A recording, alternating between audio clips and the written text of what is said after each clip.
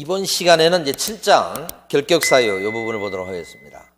이 결격사유 부분이 조금 제1편 중개사 법령 쪽에서는 조금 어려운 쪽에 들어갑니다. 여기서는 여러분들이 경험해 보지 못한 익숙하지 않은 용어들이 많이 나와서 여러분들이 좀 이해하기 좀 쉽지 않죠. 그 내용을 보도록 하겠습니다. 올해 시험에는 이게 출제가 안 됐어요, 여러분. 응? 그래서 이게 웬일인가 싶거든요.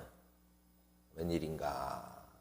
34회 요 글자 없잖아요. 34회. 올해 때 나와야 되는데 매년 나오거든요. 안 나왔어요. 그러니까 35회 때는 뭐 나올 수밖에 없죠. 응? 그 다음에 결격 사유와 관련해서는 뭐 사례 문제 같은 것도 나오고 박스 문제 같은 것도 나오고 그러니까 그런 것들을 잘 이해하셔야 되겠다. 일단 결격 사유가 어떤 역할을 하는지 보십니다. 결격 사유에 해당되면 우리 중개 사무실에 취직이 안 되고 사무실 오픈할 수도 없고 그러니까 일체 중개업시장에 못 들어오게 하는 거고요. 이해만 하시면 됩니다. 이거 의미를. 그 다음에 결격사유에 빠지게 되면 처음에 이제 취직할 때나 사무실 오픈할 때는 문제가 없었어요. 결격자가 아니었거든요. 근데 일하다가 결격사유에 빠졌어요. 그 다음에 문제가 생겼어요. 그러면 그때는 우리 저 밑에 직원 같은 경우는 해고사유고요. 그 다음에 사장님 같은 경우는 등록 말소사유가 된다는 거지. 그러니까 일체 중개업 시장에 발을 못 붙이게 하는 게 결격사유고, 왜 그러냐? 손님 보호 차원에서 그런 거예요. 이런 사람이 일할 수 있게 되면 손님들한테 피해를 줄 수 있을 거 아닙니까? 그래서 손님을 보호하는 차원에서 일체 중개업 시장에서 일을 못하게 만든다. 이게 결격사유예요. 그걸 써놓은 거고요. 이 결격사유가 법조문에 따르면 12가지가 있어요. 12가지가 있는데 그걸 좀 비슷한 것끼리 나눠서 한 5가지 덩어리로 설명을 드려볼 거예요. 자, 첫 번째가 제한능력자입니다. 요 제한능력자는 우리 이제 민법에서 온 용어입니다. 그래서 제한능력자는 대표적인 게 미성년자 같은 경우에요. 미성년자는 나이 가지고 따지죠. 혼자서 뭐 하기는 조금 부족한 사람 이런 뜻이에요. 그래서 미성년자는 대표적인 제한능력자가 돼서 이런 사람은 중개사무실에 취직할 수가 없고요. 사무실 오픈도 안 되겠죠. 그래서 미성년자는 몇 살부터 미성년자냐? 요 18살까지가 미성년자입니다. 18살까지. 19살이 되면 이때부터 성년자입니다. 그러니까 19살은 성년자이기 때문에 요 사람은 결격자입니까? 아닙니까? 결격자 아니다고 보셔야 되고. 18살, 17살은 어때요? 18살, 17살은 어떠냐 이 말이지. 이런 사람들은 미성년자이기 때문에 결격자로 취급합니다. 그죠? 이렇게. 근데 또 하나 알아두실 게 미성년자 같은 경우에 민법에서 얘기할 때는 결혼을 갖다 일찍 하고 막 이렇게 되면 그때는 성년 취급을 해줍니다. 그죠? 그렇지만 우리 중개사법에서는 결혼을 일찍 했다고 해가지고 판단 능력이 갑자기 막 올라가거나 그렇다고 보진 않아요. 그래서 우리 중개사법상으로는 결혼했다 그래도 여전히 뭡니까? 결격자. 자, 미성년자 같은 경우에 우리 민법에서는 후견인의 동의가 있으면 뭐 무슨 자기가 나서서 전세계약도 할 수 있고 그렇습니다. 후견인의 동의가 있으면. 근데 우리 중개 실무는 안 그래요. 후견인의 동의가 있다고 해도 판단 능력이 달라질 건 아니어서 여전히 뭐로 취급합니까? 결격자로 취급한 거예요. 자, 그 점을 미성년자는 조금 신경 써서 알아두셔야 돼요. 그러니까 일체 미성년자는 결격자여서 우리 서공이나 보조원이 될 수 없는 것이에요. 개공도 될 수 없고요. 일체 어떠한 경우에도 그렇습니다. 결혼해도 결격자고 부모의 동의가 있어도 결격자고 이렇게 생각하시면 되고요. 그 다음에 두 번째 피한정 후견인 이렇게 나왔습니다. 이 사람은 판단 능력이 있을 때도 있고 없을 때도 있고 왔다 갔다 하는 사람이고요. 피성년 후견인은 판단 능력이 제로입니다. 없습니다. 그러니까 치매 노인분을 생각하시면 되는데 치매 노인분인데 아예 이렇게 뭐 자기가 누군지도 모르시고 막 이런 정도 심하면 피성년 후견인이 될 수 있고요. 거기다 조금 정도가 덜하면 피한정 후견인이 될 수 있는데 이거 만들어주는 사람은 판사가 보고서 판단해서 만들어주는 겁니다. 판사가 이 사람은 피성년 후견인이다, 피한정 후견이다 해야 되는 거예요. 뭐 의사가 판단하는 것도 아니고요. 그래서 피한정 후견인, 피성년 후견인으로 판사가 결정을 딱 하면 그때부터 결격자가 됩니다. 언제까지나 이 후견 끝내는 결정, 후견 종료 결정을 했을 때 이 사람은 이제 정상적인 사람이 되는 거예요. 그래서 종료 결정이 되기 전까지는 뭐라고 부릅니까? 피한정 후견인, 피성년 후견인 이렇게 부른다고요. 응? 아시겠죠? 그래서 이 사람은 결격자입니다. 이 사람도 결격자입니다. 이렇게. 예. 그래서 그 정도니까 시험에서는 미성년자가 더 중요한 부분이에요. 예. 그리고 하나 더 좀 알아두실 게 이거예요. 뭐냐면 피특정 후견인이라고 있어요. 이 피특정 후견인은 일반적인 판단 능력은 있는데 특정 업무에 대해서는 누가 뒤를 봐준다 이겁니다. 특정 업무만 조금 서툴러요. 그걸 뒤를 누가 봐준다 이 말이죠. 그래서 피특정 후견인은 일반적인 판단 능력이 있기 때문에 이 사람은 결격자로 하지를 않습니다. 조심하셔야 돼요. 중요합니다. 중요합니다. 피특정 후견인은 결격자가 뭐예요? 아닙니다. 시험에서 2번이나 출제됐던 겁니다. 특정 업무만 좀 서툴러요. 이렇게 생각하시면 돼요. 자, 그 다음에요. 파산 선고를 받고 복권이 안 된 양반 그렇게 돼 있잖아요. 그렇죠. 파산 선고를 받고 복권이 안 됐다. 이 파산은 어느 때 하는 겁니까? 빚 많았을 때 하는 거죠. 그래서 빚 많아가지고 도저히 못 갚겠다 그러면 법원에다 어떻게 해요? 파산 신청을 넣죠. 그럼 판사가 가만히 뭐 이것저것 따져봐서 요 빚 갚기는 힘들겠다. 이 사람이 직업이나 여러 가지 상황으로 그랬을 때 그 사람한테 파산 선고를 때려주게 됩니다. 그러면 이 사람 어떻게 되죠? 파산 선고 받으면 그때부터 파산자가 돼가지고 유일한 장점은 뭐냐면 빚을 안 갚아도 됩니다. 그러니까 파산 선고를 받았어요. 이 사람 빚이 30억이에요. 30억 로또나 다를 바가 없습니다. 직접적으로 우리가 따져보면 파산 선고 받으면 30억 안 갚아도 된다. 그렇지만 이제 이건 플러스고 마이너스 되는 것들이 엄청 많은데 셀 수 없이 많은데 그런 게 뭐냐면 제대로 일 못해요. 제대로 된 직업을 가질 수가 없습니다. 나머지 할 수도 없어요. 직업 선택할 때 굉장히 제약을 많이 받습니다. 그러니까 파산자가 되면 그저 빚 안 갚는 거 빼고 다 그냥 못하는 사람 된다고 보시면 돼. 이렇게 되는데 이렇게 해서라도 빚을 안 갚고 싶은 거예요. 그게 파산입니다. 그래서 파산 선고를 받은 사람은 언제 정상적인 사람이 되냐면 복권 되었을 때 정상적인 사람이 되는 거. 복권은 요 잃은 권리를 회복시킨다 이 뜻이에요. 그래서 파산 선고를 받고 아직 복권이 안 됐다 그러면 요 사이에 있는 사람 얘기하고 이런 사람은 어떻게 돼요? 결격자입니다. 이렇게 된 것이.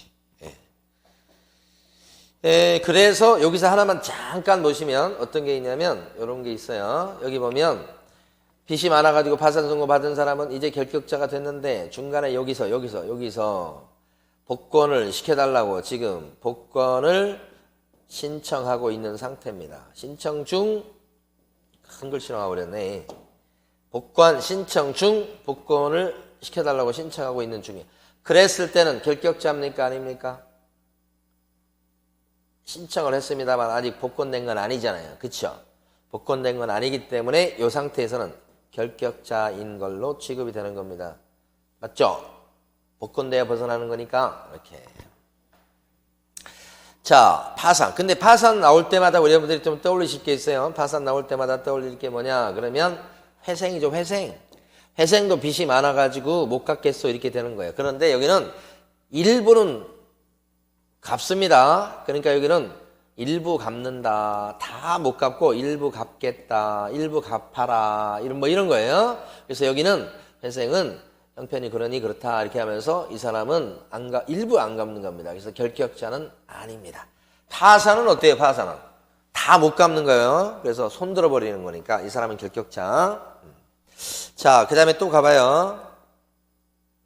여기 이제 금고 이상의 실형의 선고를 받은 자 이렇게 되어 있습니다. 자, 요걸 조금 이제 가서 봐야 돼요.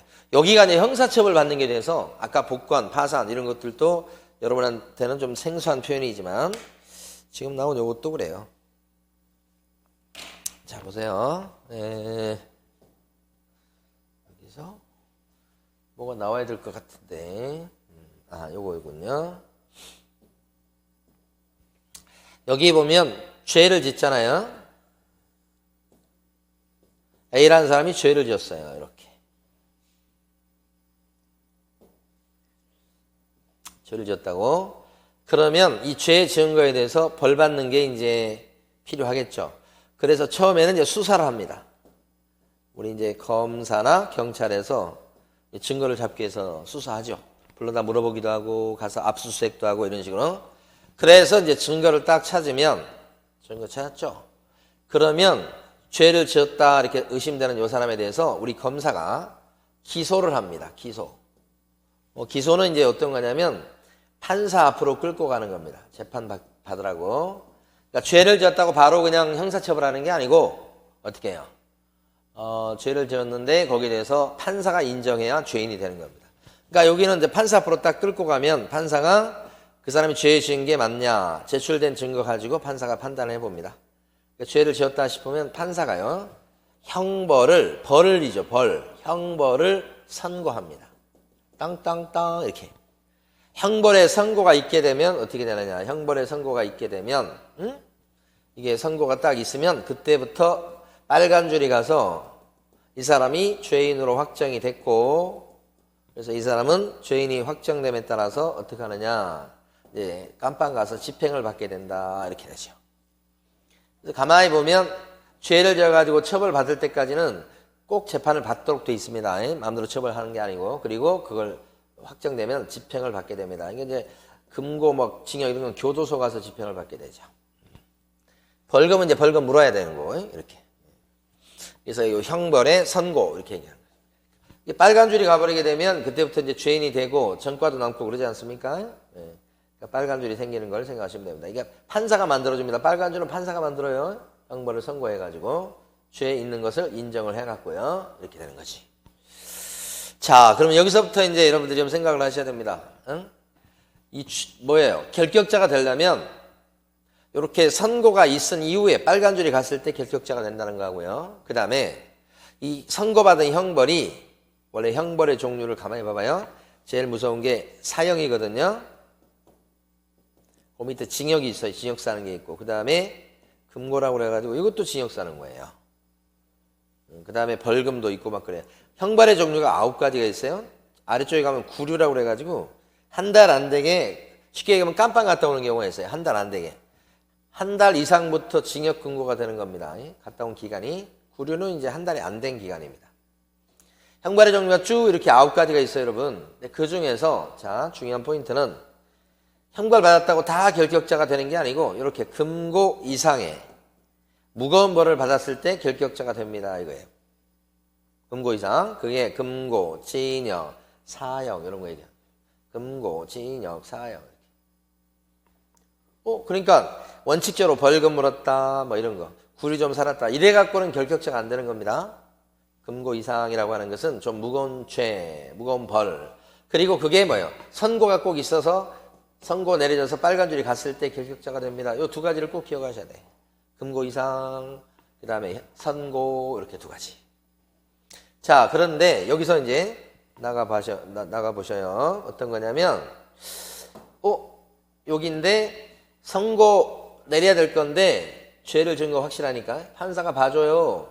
선고유예다 하면서 선고를 원래 내려야 될 건데 미뤄놔요. 요 유예는 미뤄놓는다는 뜻인데 법에 따라서 2년입니다.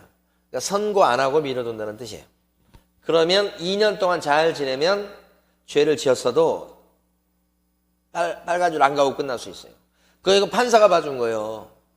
이 사람도 선고에 받았다고 집에 가요. 이 사람은 교도소 가거나 그러지 않아요. 그리고 이 사람은 죄인으로서의 확정된 바는 아직 없어요. 빨간 줄이 아직 가지 않았어요. 선고가 미뤄졌기 때문에 빨간 줄 없어요. 그러니까 이 사람은 결격자가 아니다 이렇게 되는 거예요. 선고유예는 선고가 미뤄졌기 때문에 하여간 어쨌든 선고 있어야 되거든요. 자, 근데 판사가 봐주는 것 중에 뭐가 있냐면 집행유예라는 게 있어요. 집행유예. 요것은 뭘 미뤄둔다? 집행을 미뤄둔다. 응? 집행을 미뤄둔다 이건. 집행유예는. 그럼 얘는 선고는 했는데 빨간 줄로 갔네 그러면 선고는 했는데 요 집행, 여기 집행 요걸 미뤄둔다 이런 뜻이에요. 요 선고를 미뤄두는 건 뭐라고 그래요? 선고유예. 집행을 미뤄두는 것은 집행유예. 집행유예는 빨간 줄이 선고가 있었던 거예요. 그래서 이럴 때는 집행유예 받은 사람은 죄인으로 확정이 돼서 전과가 생기고요. 이 사람은 결격자로 삼아도 할 말이 없다. 이렇게 되는 거죠. 완전히 둘이 딴판이죠. 예. 그때 그 유예기간은 판사가 그때그때 정합니다. 이거. 짧으면 1년, 길면 5년까지 안에서, 이 기간 안에서 판사가 정한다. 그래서 집행유예, 그걸 갖다가 예를 들자면, 징역 1년에 집행유예 3년 이렇게 되면 이게 무슨 뜻입니까요? 징역 1년을 선고해서 빨간 줄이 가긴 갔다. 그러면 1년 동안 깜빵 갔다 와야 될 건데 깜빵 보내는 것은 3년 동안 밀어놓게 새 사람 돼봐. 3년을 근신하고 다른 범죄 저지르지 않고 잘 지나면 어떻게 되는 거냐면 그럴 때는 이 사람은 이제 더 이상 깜빵 갈 일이 없게 된다. 한번 지내봐라 이런 뜻이죠. 근데 어쨌든 선고는 있었잖아요. 그리고 이 사람 집에 갑니다. 집행유예니까 집으로 가요. 깜빵 안 가고. 그렇지만 이 사람은요. 중요한 거. 시험에 꼭 나올 거. 집행유예 받은 사람은 전과 기록이 생기기 때문에 죄인이어서 결격자가 되는데 이 사람의 결격사유 기간은 어떻게 되느냐. 집행유예 받은 요 기간 3년 있죠. 요 3년 동안 결격자가 되고 플러스 집행유예 기간이 끝나고 나서 2년 더 결격자가 되는 걸로 법이 돼 있으니까 징역 1년에 집행유예 3년 받은 사람은 총 결격사유 기간은 몇 년입니까? 3년이 되는 게 아니고 3년뿐만 아니라 몇 년을 더 해야 돼요? 플러스 2년. 5년간 결격자가 되죠? 제가 이렇게 별표를 이렇게 많이 하고 있을까요? 우리 35회 시험 때 안 나오면 시험이 무효입니다. 그래서 집행유예를 꼭 기억을 해 두셔야 돼. 예를 들어서 징역 2년에 집행유예 4년이다. 그러면 이 사람의 결격사유 기간은 몇 년이겠습니까? 결격사유 기간은 4년에다가 또 2년을 더 해야 되니까 몇 년입니까? 6년이 되겠죠. 6년. 되게 깁니다. 아셨죠? 집행유예 꼭 나올 거니까 정리해 두시고 이렇게. 그 다음에 여기서 이제 조금 더 가볼게요. 오케이. 방금 전에 말씀드렸던 것처럼 요렇게 해가지고 지금 여기 요렇게 해서 여기가 수사요, 여기가 재판이요, 여기가 판사가 형벌을 선고해가지고 집행입니다. 이게 선고, 그 다음에 집행, 선고 있어야지 죄인이 돼서 결격자가 된다 이 말이지. 여기를 보는 겁니다. 여기 지금. 그래서 깜빵 가는 걸 보려고 해요. 그래서 만약에 어떤 사람이 징역 1년을 선고받았다. 근데 선고에도 뒤에 안 붙고 집행유예도 뒤에 안 붙고 그냥 징역 1년. 이러면 어떻게? 깜빵 1년 갔다 와야 돼요. 그러면 교도소에서 1년 동안 깜빵 생활을 해야 되고 이때 어떻게 돼요? 만기 석방이 돼서 교도소 문을 나오겠죠. 두부 먹고 나오겠죠. 만약에 징역 7년을 선고받으면 어떻게 됩니까? 깜빵에서 몇 년 있어야 됩니까? 7년이 있어야 돼요. 아이고야. 크리스마스를 7번 지내야 된다는 얘기지. 엄청 이게 시간 안 갈 거예요. 7년 동안 결격자에서 끝나는 게 아니고 이런 사람은 징역 7년을 살고 나오면 몇 년 더 결격자더라? 네, 3년 더 결격자더라. 3년부터요. 응? 3년 더 결격자입니다. 그러면 이 사람의 총 결격사유 기간, 요게 선고가 여기입니다. 자, 총 결격사유 기간은 깜빵에 있는 기간 7년 동안 결격자고 나와서 몇 년 더요? 3년 더 여기지. 원래 그래요. 이렇게 돼요. 자, 그런데 뭐가 있냐.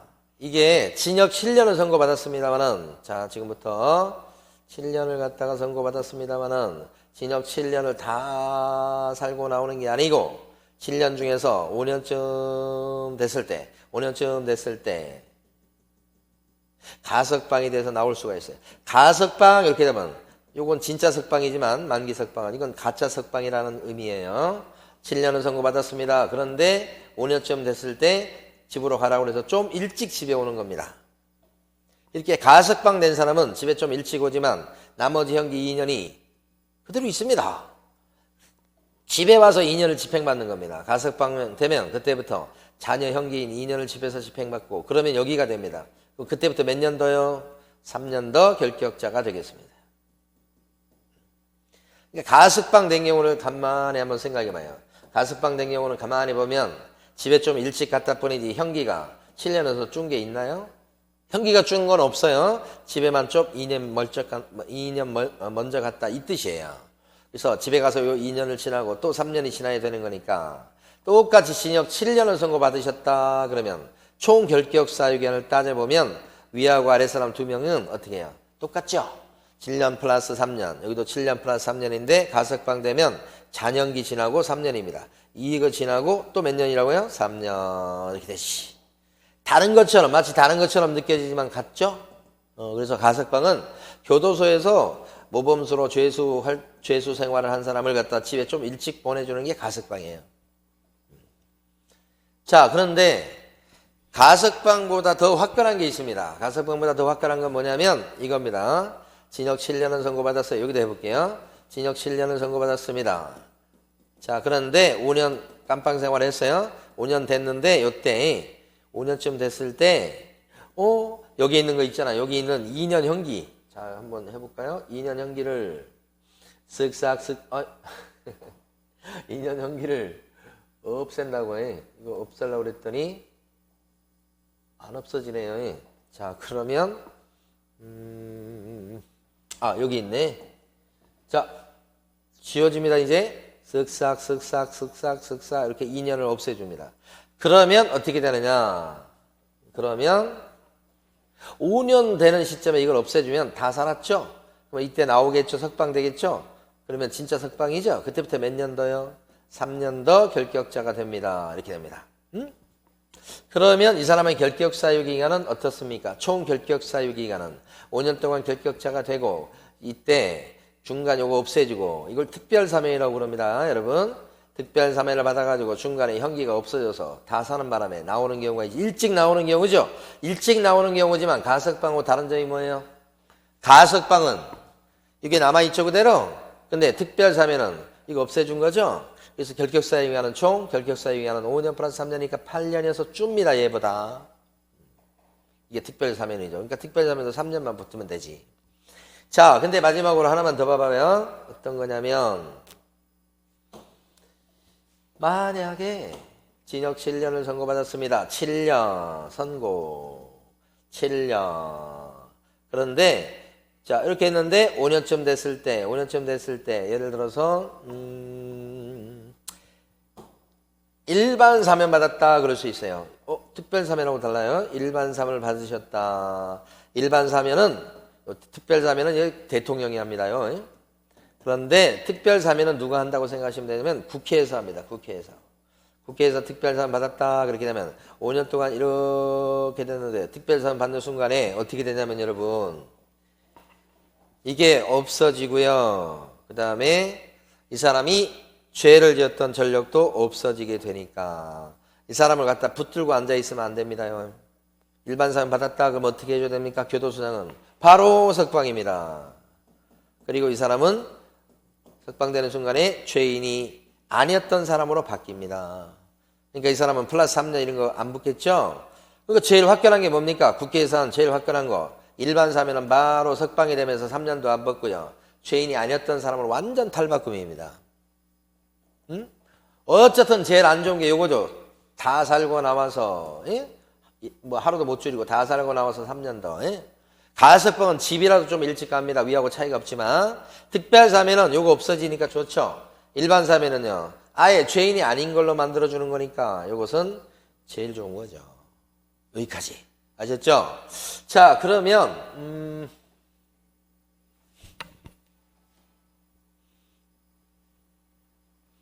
봐봐요. 이제 지금부터 해볼게요. 자 금고 이상의 요거 될려나 모르겠네. 오케이.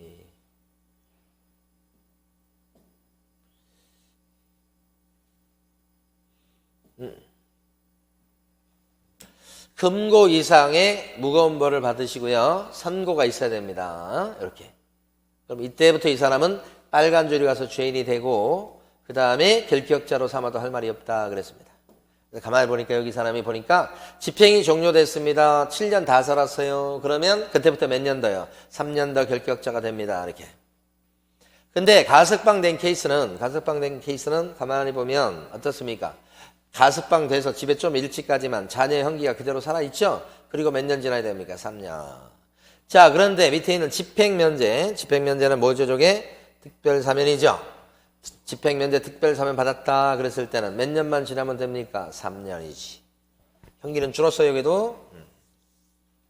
그 다음에 여기는 안 나왔지만 일반 사면 있지 않습니까? 예, 특별사면과 다르게 일반 사면은 일반 사면 받은 즉시 결격사에서 벗어나죠. 3년이고 뭐고 없습니다. 예? 그 다음에 금고 이상의 형에 뭐라고 나옵니까? 여기 여러분 집행유예를 받고 집행유예 받았다 이런 얘기 나오면 요 유예기간 플러스 몇 년 동안 결격자입니까? 2년 동안은 결격자가 되는 거지요. 유예기간이 만료된 날부터 2년이 지나지 아니한 자는 결격자입니다. 이런 뜻이니까 집행유예기간 플러스 몇 년? 2년. 중요합니다. 자, 그 다음에 이제 가로 4번 내용을 잠깐 보도록 할 텐데요. 가로 4번 내용을 보기 위해서 봐봐요.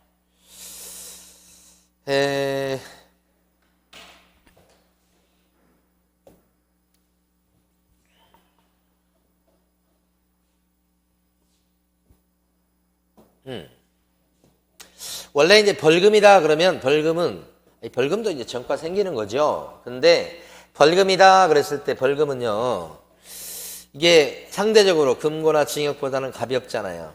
금고나 징역은 깜빵 가는 거고요. 이건 돈 무는 거잖아요. 이거 할래 그러면 다 이거잖아요. 그런데 벌금 가지고는 원래 결격자가 안 되지만 중개사법 위반으로 걸려들고 그 다음에 벌금 액수가 300만 원 이상이면 그럴 때는 예외적으로 벌금이지만 예외적으로 어떻게 해요?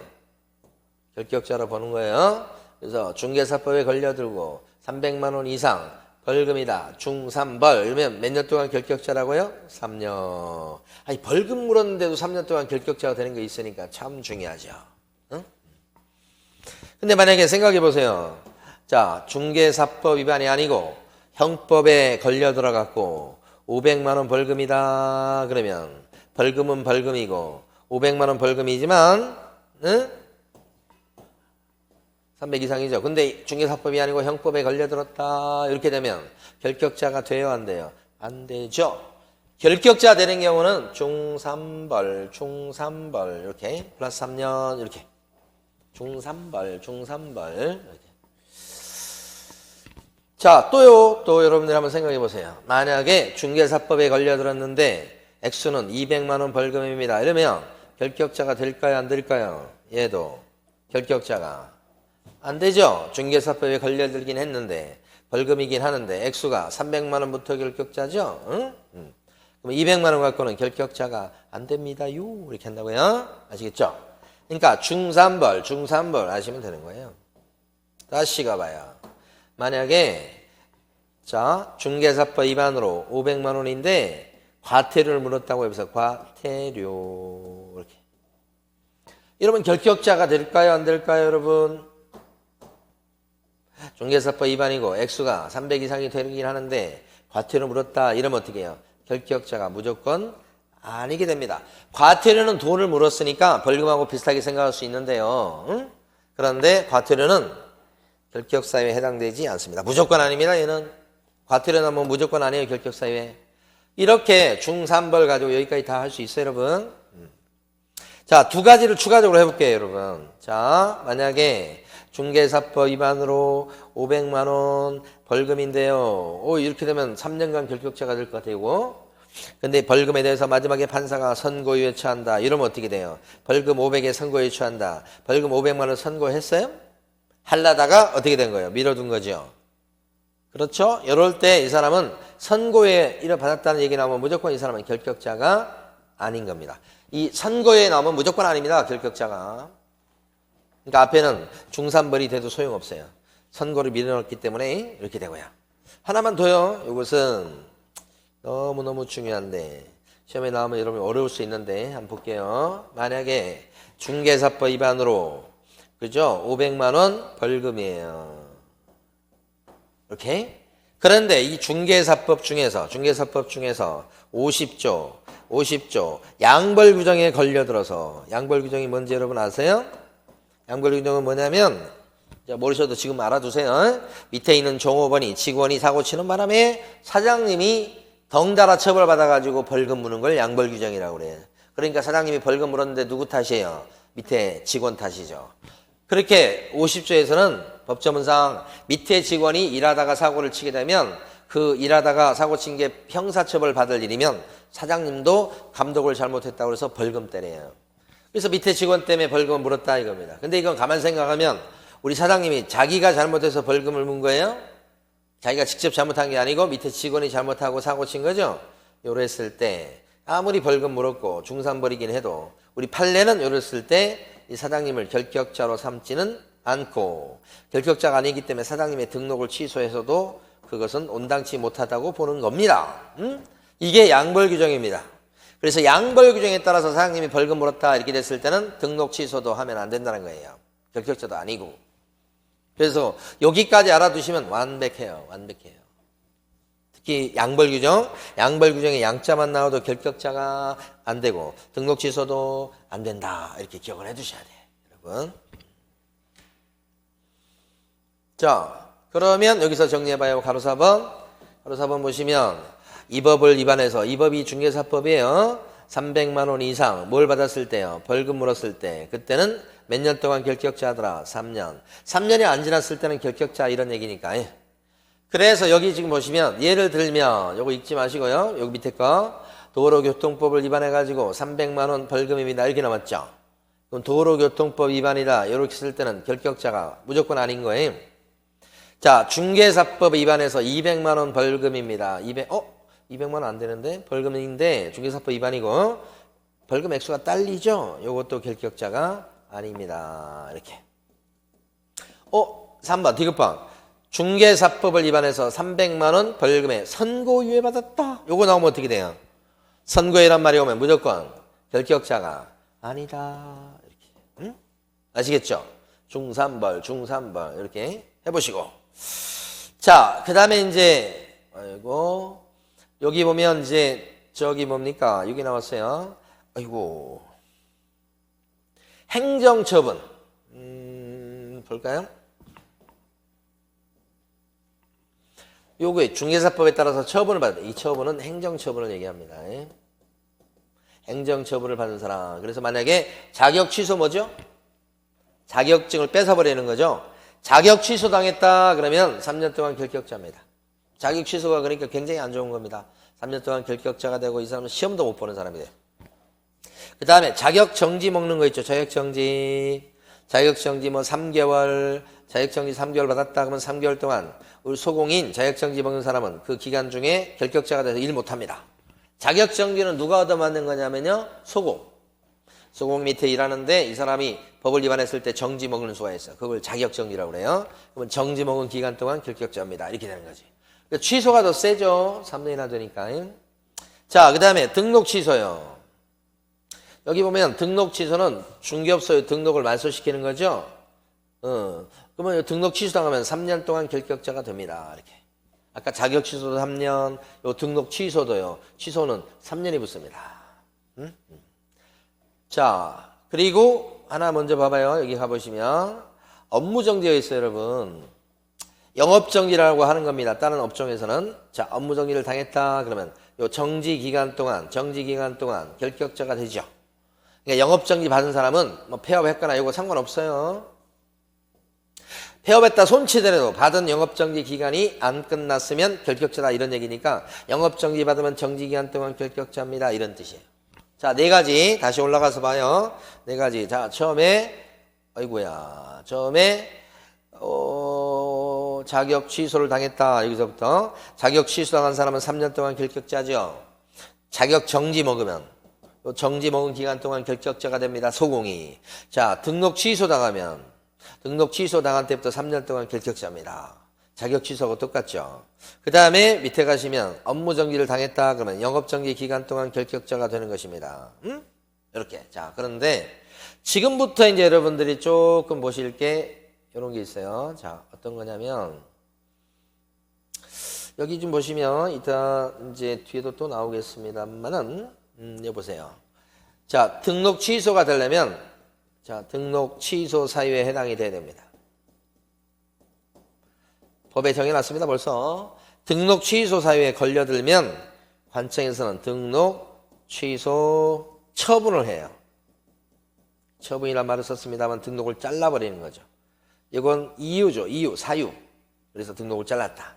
원래 등록 취소되면 3년 동안 결격자가 돼야 된다는 것을 여기서 배웠단 말이에요. 3년이니까 깁니다, 사실은. 예. 그런데 등록 취소 사유가 한 20여 가지가요. 20여 가지. 20여 가지의 등록 취소 사유가 있다. 그러면 그것 때문에 등록이 잘리면 3년간 결격자입니다. 이래요. 자, 그런데 자, 지금부터 여기 등록 취소 사유 중에서 세 가지, 지금부터 보는 세 가지 등록 취소에 해당이 되면 그것 때문에 등록 취소 처분이 있게 돼도 취소 처분까지 있어요. 등록이 잘렸어요. 처분까지. 그렇지만 이럴 때 등록 잘렸습니다. 그러면 3년의 결격 사유 기간은 안 붙더라 이런 얘기지. 그게 한 세 가지 정도가 돼요. 그래서 위에 게 뭐죠? 위에 게 원칙이죠. 원칙. 등록 취소 사유에 해당돼서 등록이 잘리면 3년의 결격 사유 기간이 턱 붙는 게 원칙인데, 자, 예외적으로 3년의 결격 사유 기간이 안 붙는 예외적인 경우가 있더라. 그래서 예외적인 경우가 시험에서 그래도 좀 나옵니다. 네? 이거 알아두셔야 돼. 그 세 가지가 어떤 거냐? 세 가지가 처음에 보시면 요거요. 3년 안 붙는 거. 자, 여기 개업 공인중개사인 법인이 뭐 했을 때? 해산. 그죠? 여기는 모두 들어가는, 여기는 빠져 있습니다만은 저 개업 공인중개사의 사망, 부동산 사장님의 사망, 법인의 해산. 요때가 등록 잘리는데 3년이 안 붙는 거예요. 그 다음에 기준미달에 해당돼가지고 등록 취소가 되는데 그때도 등록 취소만 됐죠. 3년이 안 붙습니다. 3년이 안 붙기 때문에 요건만 갖추면 언제든지 바로 등록할 수 있어요. 등록 기준미달. 세 번째가 결격사유입니다. 이거 좀 어렵죠. 결격사에 해당돼가지고 등록 취소가 되면 그때는요. 3년이 등록 취소만 되고 3년이 따로 안 붙습니다. 요 세 가지예요. 자, 우리 부동산 사장님의 사망, 법인의 해산. 그 다음에 기준 미달, 그 다음에 결격 사유. 그래서 이 세 가지를 암기하실 때, 사기 결혼이다. 사기 결혼은 이것 때문에 등록 취소가 돼도 3년은 안 붙는 사유. 이거지. 요게 사자가 뭐예요? 사망인데, 사망, 해산. 이렇게. 기준 미달, 결격 사유. 이 세 가지 때문에 등록 취소됐을 때는 3년이 안 붙습니다. 이렇게. 두고두고 수험생들이 제일 어렵게 생각하는 거예요. 나올 때마다 좀 설명을 드려보도록 할게요. 요건. 그 다음에 이제 업무정지에서 좀 추가적으로 보면, 이제 설명을 거의 다 드렸어요. 업무정지 요거 좀 보시면 이렇습니다. 여기 지금 추가적으로 설명드릴 게, 업무정지를 받은 게 법인일 때 말이에요. 중개법인이 영업정지를 당하면 업무정지 사유가 발생한 당시에 사원 임원이었던 사람. 여기 중요합니다. 여기 사유가 생겼을 당시에 그때 임원사원이었던 사람이 그 법인인 개업공인중개사에 한 업무정지 기간이 경과되지 않은 그 기간 동안 역시 결격자가 된다. 이런 뜻이에요. 5번에 5번. 자, 요거 잠깐 설명드려 볼게요. 어렵지 않아요, 여러분. 이거 가보실게요. 여기 보면 여기가 지금 아이고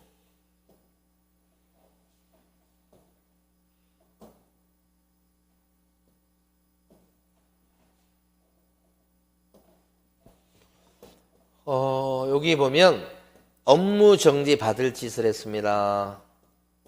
사유가 생겼어요. 근데 그것 때문에 업무 정지 처분을 받았습니다요. 이렇게. 그럼 업무정지 4개월을 당했다 그러면 요 4개월 동안 결격자가 됩니다. 일 못한다는 얘기입니다. 근데 업무정지 사유가 발생해서 업무정지를 받은 사람이 중개법인입니다. 그럴 수 있죠. 그럼 중개법인이 어떻게 돼요? 4개월 동안 결격자가 돼서 일 못하는데 사실은 중개법인이 결격자가 되고 영업정지 받을 짓을 저지르는 게 만든 장본인은 누구예요? 중개법인은 누구예요? 임원이죠. 그래서 어떻게 보는 거냐면 중개법인이 영업정지 당했어? 그러면 자 임원사원 높은 사람도 여기가 사실은 이러고 저러고 한 사람이죠. 이런 사람도 4개월 동안 같이 이 사람도 결격자가 돼야 되겠다 이런 뜻이에요. 그러니까 중개법인이 업무정지 받을 짓을 해가지고 뭐 한 것 같지만 사실 여기서 잘못한 거란 말이에요. 그래서 같이 불이익을 당한다. 개업공인중개사는 중개법인이에요. 여기 나와 있는 임원사원은 자체가 개공은 아니에요. 그렇지만 같이 불이익을 당한다 이런 얘기죠. 다만 이렇게 불이익을 당한 임원사원은 높은 임원사원은 언제적의 임원사원이냐 이 말입니다. 그러니까 예를 들어서 업무정지가 사유가 발생했을 당시에 임원은 A, B, C였어요.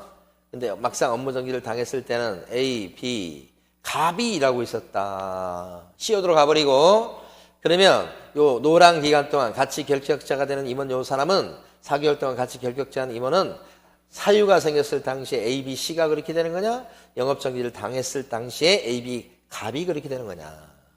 갑의 입장에 생각해보면 갑은 중간에 이렇게 들어왔더니만 갑자기 영업정지 이렇게 받은 거 아니에요? 사유가 생겼을 때는 갑이 없었잖아요. 갑이 불이익을 당하면 안 되겠잖아요. 그래서 사유 발생 당시에 임원사원으로 일했던 요 세 사람이 같이 결격자가 된다고 봐야 되고 이 사람이 결격자가 된다고 하면 안 되겠다 그런 얘기지. 이해되셨어요? 그래서 다시 아까로 가봅니다. 여기요. 중개법인이 업무정지를 당했다 그러면 중개법인이 업무정지 기간 동안 결격자가 되는데 동시에 사유가 발생한 당시에 사원이나 임원으로 일했던 사람도 사유입니다. 처분 당시가 아니고 사유 발생 당시라고 써놨죠. 지금 여기가 핵심 포인트 같이 결격자가 되더라 이런 얘기죠. 자, 그 다음에 마지막 5번입니다 여러분. 6번인데 이제 마지막입니다 요게. 자 보시면 요건 어떤 뜻이냐면 여기가 있어요. 지금 A라는 중개법인이 있다 이렇게 생각하시면 돼요. 근데 B라고 하는 임원이나 사원이 있다. 임원 사원 중에 이 법인의 임원 사원 중에 결격사에 해당되더라. 파산 선고받고 막 그런 거예요. 한 명이라도 그런 사람이 있으면 불똥이 튀어서 중개법인도 뭐로 취급한다? 결격자로 취급한다. 이게 5번, 6번이에요. 그러니까 사원 임원 중 결격사에 해당되는 자가 요 중개법인 A의 사원 임원 중에서 결격자에 해당되는 사람, 예를 들어서 파산 선고 받은 사람이 한 명 끼어 있다. 그 사람 때문에 중개법인도 뭐로 취급하겠다? 결격자로 취급하겠다 이 뜻이지. 여기 마지막 됐습니다 여러분. 자 문제 가서 하나씩 보도록 합니다. 결격 사유가 있는 자를 모두 고른 것은 그랬습니다. 볼까요 하나씩. 금고 이상의 실형을 선고받고 집행이 면제된 날부터. 집행이 면제됐다 이게 뭐예요? 특별사면 같은 거 얘기합니다. 나머지 형기 없어지는 거죠 집행 면제가. 그때부터 몇 년 동안 결격자입니까? 3년 동안 결격자죠. 그런데 2년만 지났죠 지금. 집행 면제된 사람은 3년 동안 결격자가 될 건데 2년만 지났으니까 현재 스코어는 어떻게? 결격자죠. 자, 니은번 중개사법을 위반했고 200만 원 벌금이다. 아이고 액수가 딸리네. 뭐 이제 뒤에 볼 것도 없어요. 결격자가 아닙니다. 뭐 때문에 그래요? 벌금 액수가 300만 원부터 벌금이 결격자가 되잖아요. 결격자 아닙니다. 이렇게 사원 중 금고 이상의 형의 집행유예를 받고 유예기간 중에 있다. 원래 집행유예 받은 사람은 유예기간 플러스 2년 동안 결격자가 되는데 지금 현재도 유예기간 중에 있으면 현재 상태에서는 뭐예요? 결격자인 거죠. 자, 사원 중 결격자인 사람이 한 명이라도 있으면 누구도 결격자로 삼더라? 법인도 결격자로 삼더라는 얘기니까 여기도 결격자가 됐으니 결격사에 해당되는 사람은 기급반하고 디급반 두 사람이 되겠네요. 오케이. 자, 결격 사유를 모두 고르세요. 그랬습니다. 파산 선고를 받고 그 다음에 복권이 됐대요, 안 됐대요? 안 됐으니까 요 중간에 있는 거죠. 파산 선고 받은 양반을 얘기하는 거죠. 지금 이 사람은 어떻게 해요? 결격자. 자, 비특정 후견인은 어떻습니까? 특정 업무만 조금 서투르다. 일반적인 판단 능력이 있다고 보니까 이 사람은 결격자가 아닙니다. 그래서 피한정 후견인과 피성년 후견인과는 구별되죠. 그 다음에 자격이 취소되었다. 그러면 몇 년 동안 결격자 할 건데요? 3년. 근데 3년이 지났대, 안 지났대? 안 지났대. 그러면 그 임원이 결격자인 상태다. 그러면 누구마저도 결격자로 삼아요? 법인마저도 결격자로 삼으니까 이 사람은 결격자입니다. 이 법인은. 누구 때문에? 요 임원 때문에 그렇습니다. 1번 개업 공인중개사인 법인이 해산되면 사망해산, 법인의 사망에 해당하는 게 해산입니다. 이렇게 되면 등록 말소 사유가 됩니다. 원래 등록 취소되면 3년 동안 결격자가 될 거 3년 붙을 거잖아요, 사실은. 그런데 법인 해산은 법 위반이 아니죠. 법을 어겨서 그런 거 아니죠. 그래서 이때는 등록 취소가 되었습니다만 망해가지고 해산되어가지고 등록 잘렸을 때는 결격사유 기간 3년은 붙이지 않는다 이 말이지. 않으니까 3년이 안 지난 상태에서 있다고 하더라도 이 사람 해산했던 그 법인의 대표자로 일했던 사람은 결격자다 아니다. 아니다. 불이익을 당하면 안 되죠. 등록 잘렸으면 해산은 법을 위반한 케이스가 아니기 때문에. 그래서 결격사에 해당되는 사람은 기억번하고요. 디귿번하고요. 두 사람이 되겠다. 그럼 답은 몇 번이냐면 2번이 되겠습니다.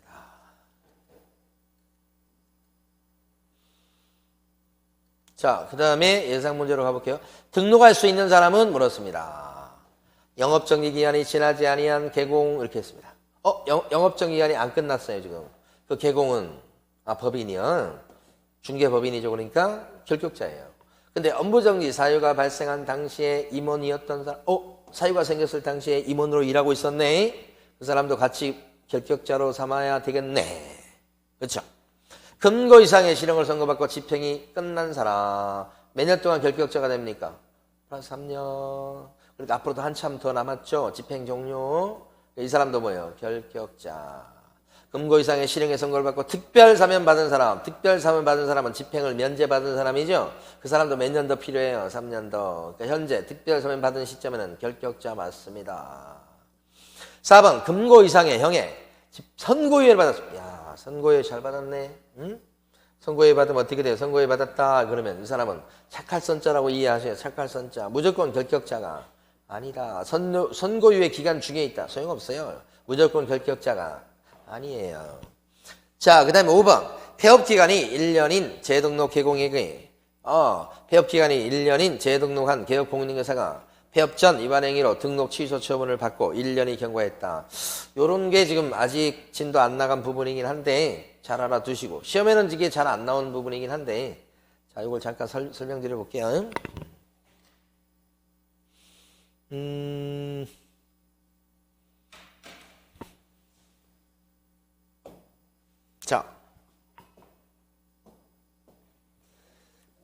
자, 이 사람이 지금 여기 폐업을 했다가 1년간 폐업한 거예요, 지금.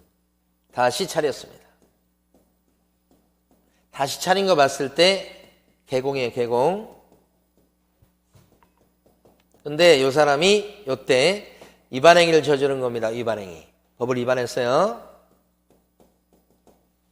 법 위반행위를 저질렀단 말이에요.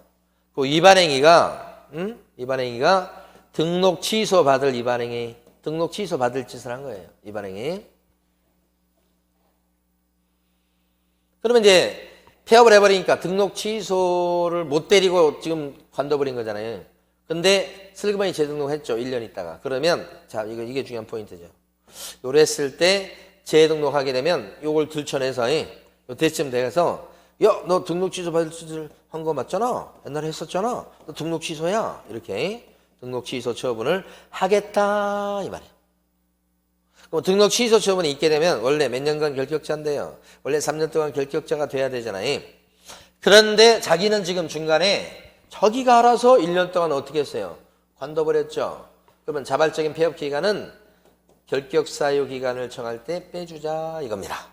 1년 동안 자발적으로 폐업했기 때문에 이 사람은 등록 취소가 되었습니다만 몇 년 동안 결격자로 삼고 끝나요? 2년 이렇게 한다고요. 1년 빼줘야 되니까 여기에 자발적인 폐업 기간이 2년이면 여기 2년 빼줘야 돼. 그럼 등록 취소 해도 1년간만 결격자가 되고 끝나요. 더 나가서 만약에 빨간 거로 해볼게요. 만약에 자 결격사유 기간이 여기 등록 취소 받을 짓을 했고 4년간 폐업했다고 해봐요. 그러면 아예 등록 취소를 못하게 됩니다. 왜요? 폐업 기간이 3년을 넘어갔기 때문에 아예 등록 취소를 못하는 케이스가 되겠더라.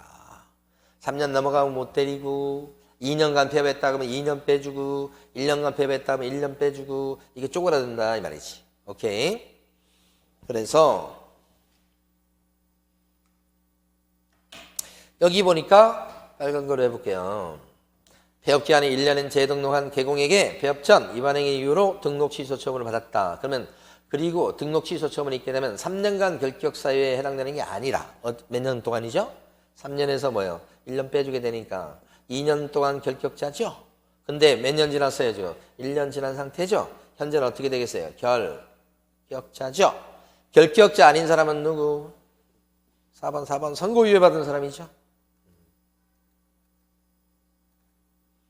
결격사에 해당되는 자를 모두 고르세요. 이렇게 되어 있습니다. 자, 변호사법을 위반해서 금고 이상의 실형을 선고받고, 금고 이상 선고.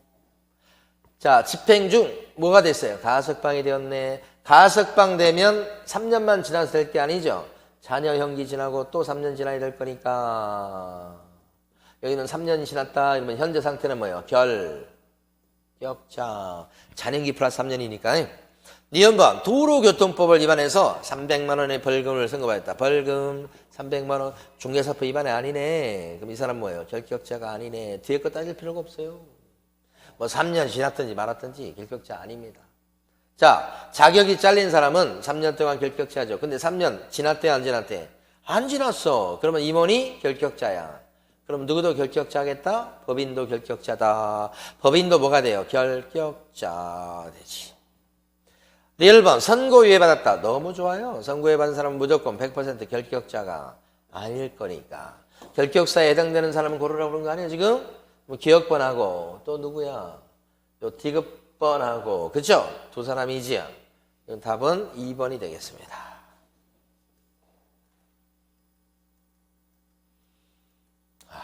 우리 험난한 시간이 끝났네요 여러분.